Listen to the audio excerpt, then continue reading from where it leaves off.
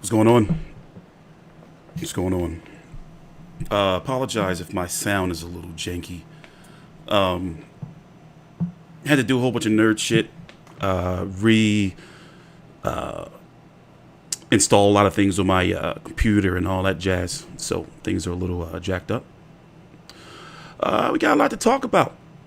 I am going to be here all day for Joshua and Ngannou coverage. I'm covering every single fight on the card.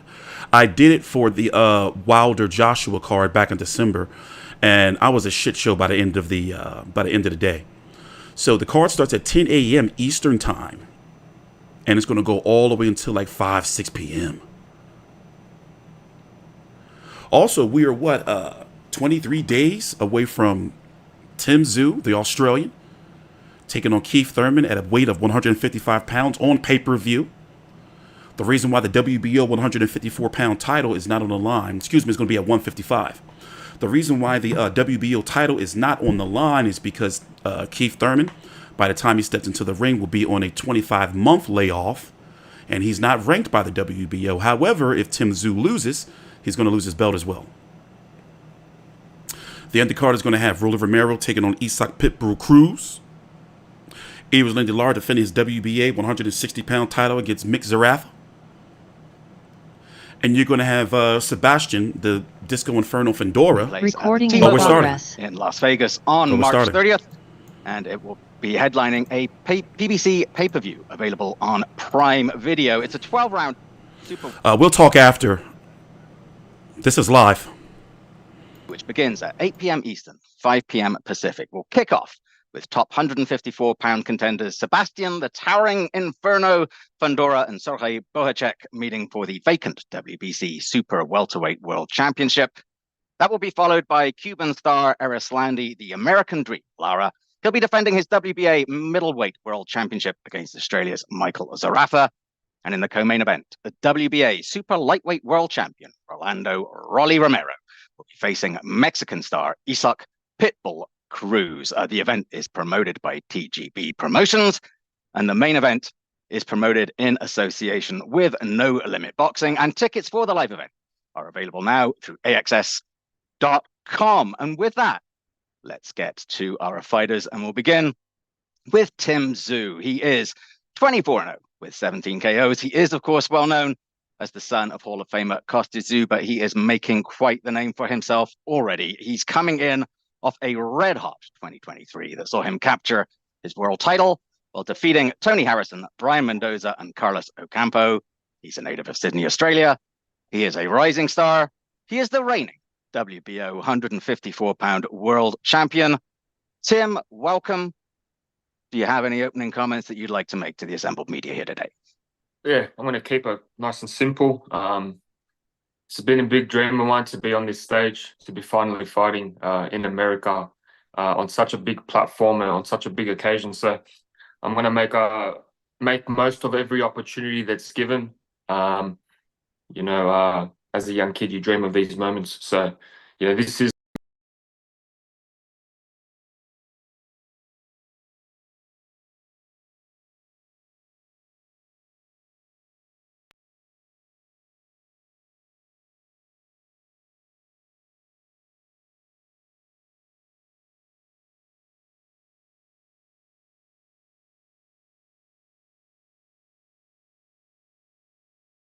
Hold on, I'm fixing the sound. 1 minute.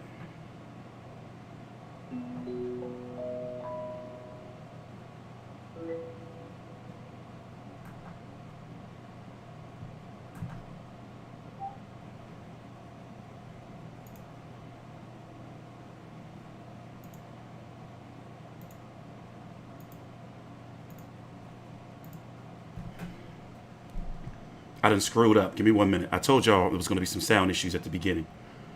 I apologize. Let me fix this. Hold on. Give me a minute. Days where it was a quadruple hitter, there we go. With just so much great fight, so much great action. Tszyu just making his statement that he wants to take over and let this be his era. He's undefeated. You represented how he steamrolled through the division in 2023. Me, myself, I've done great things in boxing at welterweight, and now I'm just trying to climb up this ladder and make a big splash going against this Aussie shark in the deep waters here come March 30th. And it's just going to be a great fight. Tszyu has an amazing style, action-packed. He moves forward. He's looking to do damage. And I've always boxed very, very well and just very methodical. And I've just had great performances throughout my career. And, you know, a lot of people think that I shouldn't have signed this contract, that this shouldn't be, if I wanted to come up to 54, I should be fighting anybody but Tszyu to kick it off. But this is what I live for. I live for the action. I want to shake the world up. I'm coming in as an underdog. I'm coming off of a layoff. I feel like Ray Leonard. I feel like Muhammad Ali. This story has been done before. It's my job to make the upset come the 30th and turn this into my story and to represent my greatness and what Keith One Time Thurman brings to the sport of boxing. Thanks so very much, Keith. Those of you in the media who are on the call, you will get an opportunity real soon to talk to both guys yourself. I just wanted to take the opportunity to ask them both a couple questions myself. And Keith, we've got you here, so let's start with you. You touched on this already to some extent, but this is your first fight since 2022, only your second one since 2019. Why this guy? Why Tszyu? Why now? You know, the moment you ask why, I get to ask why not, you know? So, I mean, it's life, you know? You want life to have a certain excitement to it. To say that we're not junkies, we're fighters, baby. You know, you want my blood to be stagnant, or you want it to boil with passion, you know? And that's what Tszyu does. When I got the phone call, it just woke the blood in me, the warrior, the one that has something to gain. We don't do this to gain nothing. We do this to gain something: love, admiration, money, fame, legacy. There's so much to gain. And that's what this fight is all about. If there was nothing to gain, if Keith Thurman just goes in the ring and just puts on a show and gets back into action, and it's okay. We could, you know, we could just slowly kickstart the engine, but I don't want to do that, baby. You know, I want to launch off into outer space. I want fireworks. I just love boxing. I love shaking up the world of boxing. And apparently, just from the talks of the whole dilemma of me fighting Tszyu, I'm doing exactly what I want to do. I got to walk away with the victory for it to come into completion. But besides that, I mean, I'm very happy and I'm very satisfied with this fight right now. Yeah, I wanted to pick up on something you just said. Is it fair to sort of infer from that you're getting, even after all your experience, kind of a charge out of maybe being considered the underdog here against this young guy? You know, who's doing this, right? The bookies, they work with analytics, right? They know Keith Thurman. Tszyu's coming over here from a performance to do a big fight in Vegas. He hasn't done before, but he's been fighting good fights, and he's been consistent, and he's been active. So they see the active Tszyu in the prime of his career, with Keith Thurman with so much inactivity since 2019 after the Manny Pacquiao fight. But they know my story. They know, well, Keith Thurman had bone spurs against Danny Garcia. He had hand surgery after Manny Pacquiao. He had the one fight against Mario Barrios. He has another layoff. And that's the analytics. I mean, I'm a little tired of hearing about it, but it's my life and I got to live it. And I can't do nothing until we get past the 30th and I perform and I show the world what I have to give, you know. At the end of the day, that's what's making me the underdog, the analytics behind this story. But when I reference Sugar Ray Leonard, you know, he was coming off a big layoff against Hearns. You know, Ali was coming off a big layoff. You know, they've dealt athletes in the past. It's, as a spectator, you know, be good, be great, be a champion. Okay, so that's what camp is all about. It's a progressional state, and I've been working really hard in preparation for a very tough fight in my career. But me and my team, just like any world-class fighter, we have faith, and we believe that we have the skills to make the upset come March 30th. Keith, thanks so much. You'll have the opportunity to talk some more to the media who are on the call right now. But I wanted to switch right now to Tim. Tim, there's been a lot of reference to your 2023. It was a tremendous year for you. 3 fights, 3 wins, 2 knockouts. It could have been very different. You could have just sat on your ranking and waited for Jamel Charlo for a fight that, as it turned out, would not have happened. How difficult a decision was it for you to say, no, I'm not going to wait around for this guy. I'm going to bet on myself, and I'm going to go out there and keep fighting? Nah, it wasn't a hard decision at all. It was made. It was made for the fact that I knew that where I wanted to get to this stage where I'm at now, I had to take these fights and I had to keep progressing with my career, or else what was I going to do? Sit on my ass and do nothing? That's not me. So I made it quite simple to take fights, take the hardest fights, take whoever was out there. Mendoza was coming off a spectacular victory over Fundora, so that he was the other man in the division, so I had to eliminate. I was just there to prove to everyone in the division that I am the man, you know. And Charlo was on a honeymoon, and then he went and fought Canelo, and now he's off again, riding in the sunset. So for me, it was all about proving that I'm the man at 154. Too often, one of the complaints I think about the fans sometimes have about boxing is that fighters don't fight enough anymore. Is that important for you to keep going? Like, we don't often see guys come out at your level, come out and fight 3 times against tough opposition. Is that something that you want to maintain? Yeah, it's addictive. You know, when you're not content with anything, it's addictive, and you see your bank purse growing, you see your talent growing, you see everything growing. You just want more and more, and you keep striving for the greater, and and it just keeps growing for me. What did you think when the name Keith Thurman was brought to you as your next opponent? Christmas came early, simple. Like, I couldn't be happier. How do you see things unfolding on March 30th? Well, the way I'm feeling now, honestly, I feel like a train wreck. I'm about to steamroll everyone. Simple. It's not just Keith. No, it's not just Keith, no disrespect to Keith, but it's everyone. Simple. You mentioned how important it is to you, how much you've been looking forward to be on this stage, and not just fighting in the States, but Las Vegas, baby. Your father obviously had some big headline fights here, including not far from the T-Mobile at the Mandalay Bay. As a kid, did you ever look at some of those fights and think, yeah, that's what I want. I want that glitz and glamour of Las Vegas? Look, I think if you as a fighter don't dream about the big stage, then you're not in the right sport.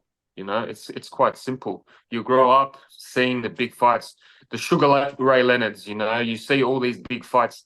It all happened here. This is the city of dreams. You make it here in Vegas, you make it worldwide. So it's quite simple. My goals and dreams and aspirations are on top of the ceiling, and I'm chasing them. Terrific, Tim. Thank you very much. I know we have quite a lot of media waiting who want to ask you both questions of their own. So I'm going to hand it over to Andrew Roberts to open the floor to all the waiting media. Thanks very much, Kieran. Appreciate that. For all the media, thank you for joining us today. If you have questions, please go ahead and hit the raise hand icon there down at the bottom of your screen. Before we get started, if we could please also limit it to 1 question per fighter, per media member. It'll allow us to get to more people. We'll start off with Jim Conlon for RCB Radio Sport in Ireland. Jim, go ahead and unmute yourself and you can ask your question.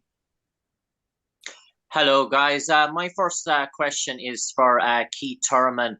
I suppose, Keith, people talk about the risk factor in terms of boxing, in terms of taking on the big fights. Is this really a no-risk fight for Keith Thurman? Is it everything to gain in this fight for you?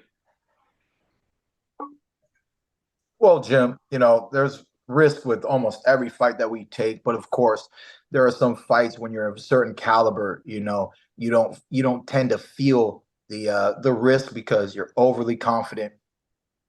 Like Tim is saying, he's gonna go through the whole division. He's feeling so strong and confident in himself right now. He's not necessarily overlooking anybody. He just feels so strong, you know. For me, I've done things in the welterweight division, and I got this phone call. I was told, consider it, Keith. You don't have to take this fight. We have a fight lined up for you at 147. But, you know, with risk comes reward. And with everyone talking with the backstory and this and that, I just feel like a victory over Tszyu, with all the work that he's been putting in to build his name, the 3 fights he had last year, he'd be stepping in the ring today with as an inactive fighter like myself at 21-0. But instead, he's 24-0 with 17 knockouts. So he's built himself up. He's got confidence. The world is starting to recognize him. And we're putting him through the Keith Thurman test. But because of my activity, they see Tszyu. They said, I don't know if this is what you're supposed to do, Keith. This might be Keith Thurman's test. And I just love that dilemma. I love that paradox right there. You know, I'm testing him. He's testing me. And at the end of the day, the best man will win. But with him, he's going to continue to do what he wants to do at 154. With me, I would have shooken up the world. I would have surprised a lot of the doubters, a lot of the haters, and I could reestablish my legacy in the sport of boxing. So yes, there's risk, but there's a lot to gain, and it's worth it all, baby. Like he said, having dreams, being a dreamer, wanting to be on the big stage, it's worth it all at all costs. Okay. And my final question is for Tim. Tim, you have been steamrolling. You've been on a mission to get to the top of boxing. But there comes a time in every fighter's career that he needs these sort of legacy fights, these sort of defining fights in terms of proving his legacy in terms of boxing. Is this a possibility that this Keith Thurman gives you the possibility of having one of those sort of legacy sort of fights? Is that what makes it so glamorous for you? Yeah, how isn't it? Like, by defeating a former unified world champion, isn't that legacy right there? To be doing it on a first ever Amazon Prime card on the stage where the new Coliseum of boxing is right now, isn't that legacy? Like, I don't know what else is, you know? Of course, it's a legacy fight. All right, great. Thank you for those questions, Jim. Next up, Cam Buford with Voice of the Fans. Cam, please unmute yourself and you can ask your questions. Hey, Keith, I got a question for you. You talked about having a layoff. How do you combat that layoff? What's the best way that you attack that? I mean, it's the work that you put in, you know, but I mean, you guys just keep saying the word layoff. You guys don't understand how last year I was in the gym. I was with a strength coach. I already got down to 165.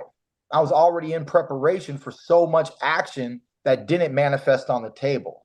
So even though it is a layoff, what this real layoff represents is time under the bright lights. You guys haven't seen me under the bright lights. But ultimately, man, you know, you just got to put in that work with the strength, the conditioning, and getting in the proper sparring, and making sure that the reflexes are good, your reaction is good, that your punch count is good.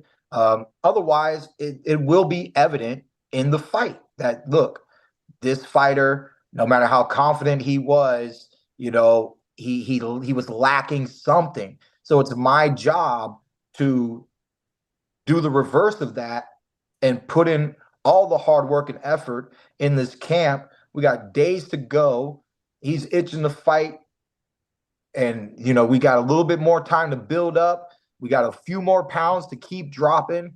And it just is what it is, man. It's boxing. Like I've always said, it's nothing new, just another black eye.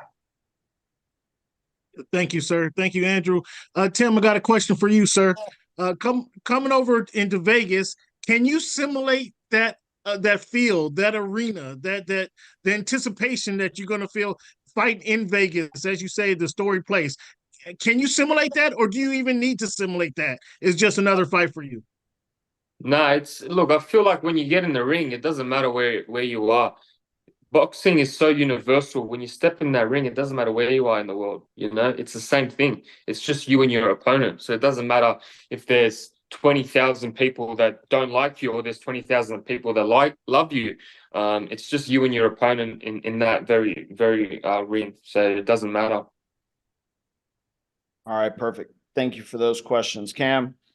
As a reminder to media, if you have questions for the fighters, please hit that raise hand icon.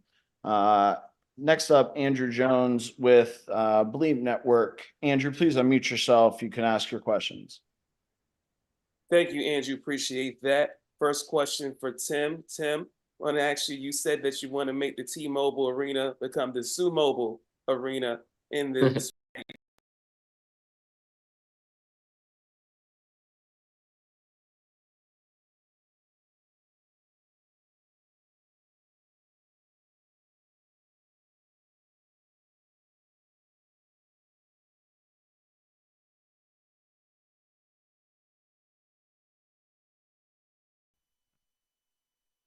I told you guys I had some technical difficulties. Let me figure out what's going on. My stuff has been cutting on and off. Hold on. Give me a minute. Give me a minute. I told you guys I had some technical difficulties. Let me figure out what's going on. Hold on. Sorry about this.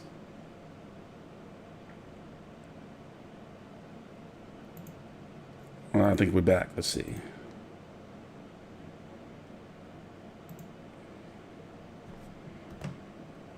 I can hear it. Hold on. Give me a minute.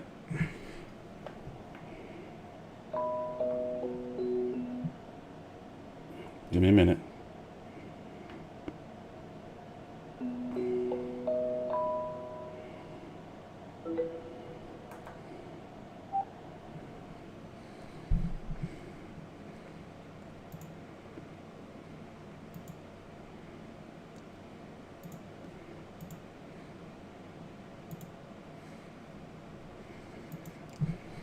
Give me 1 minute. I'm having some significant technical difficulties. Give me 1 minute. Give me 1 minute. Let me see what we got here.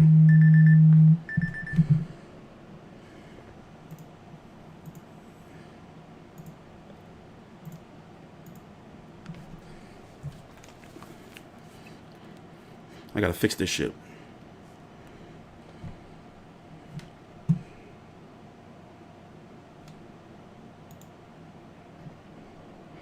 Here we are. This is gonna be a great fight, and that's what the fans want, man. You know, they don't want to see. They complain about Floyd, and they complain about certain people who Some people like the sweet science. Some people don't like when people are too pretty in there. They're trying to be too perfect, you know. And you got two perfect fighters stepping in the ring, baby. Tim has his style. He's been dominating. I have my style that's been very eclectic, hard for a lot of people to get around. I had my one loss to Pacquiao. I was the original champion that said, I got a O. I'm not afraid to let it go. If you can beat me, beat me. One time's been beaten one time. Who's going to beat me the second time? And that's why I'm here to find out. All right, perfect. Thank you for those questions, Andrew. Next up, we have Big Fight Weekend. Please unmute yourself and you can ask your question. Hi, I have the same question for both fighters. How has this training camp been different to other camps you've had in the past? Tim, if you want to take that first, please. Nah, same old for me. Same motions, same old. It's quite simple. Boxing's universal again. You do the same things over and over again. I guess you get different sparring partners to mimic some certain things, and you work on different game plans. But boxing's, yeah, it's the same thing, man. You're just punching on. And Keith? Yeah, you know, I'm moving up in weight, so, you know, it's a little different. I don't have a dramatic weight pool. I'm actually, my body, you know, mentally I was prepared to compete at 147 till this phone call just hit. And my body is probably almost about a week ahead of the curve. I think I ended up pulling a little too much off this week. So I'm going to have to give myself a refeed next week in preparation to continue training hard, but not making myself too light. So that's just something new. Like Tim said, like most of the time, there's nothing really new. He's been competing here. I haven't. So there is a new variable for me. You change up some sparring partners. I got some guys that I think are a little bigger than me, even though that they might be welterweight. They're like walking around at 172 right now, 168. And then I got a real middleweight sparring partner who's got heavy hands that, is going to mentally prepare me. He's got a stiff jab, and I'm going to have to respect that. And, Tim has a very unique style. He's got that club in right hand. Pacquiao dropped me with his right hand. So we know that I just got to be wary. I got to tighten up on that side. He's going to be knocking at the door all day, all night. Boom, boom, boom, boom. Trying to have the highlight of the night at the T-Mobile Arena. And, just besides making little adjustments on your offense, defense, and mental preparation. And right now, the way that the weight's coming off my body and my meal prep, that's going to have to increase next week. For the most part, I still just want to move.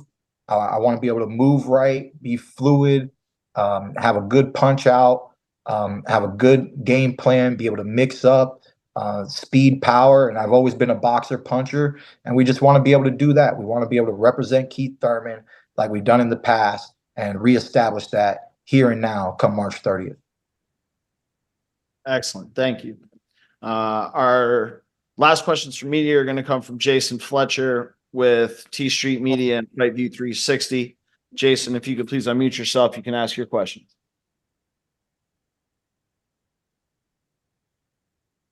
Jason, oh, come on, Big J. Look, he fucked it. The last question, he fucked it. Big J, you fucked it.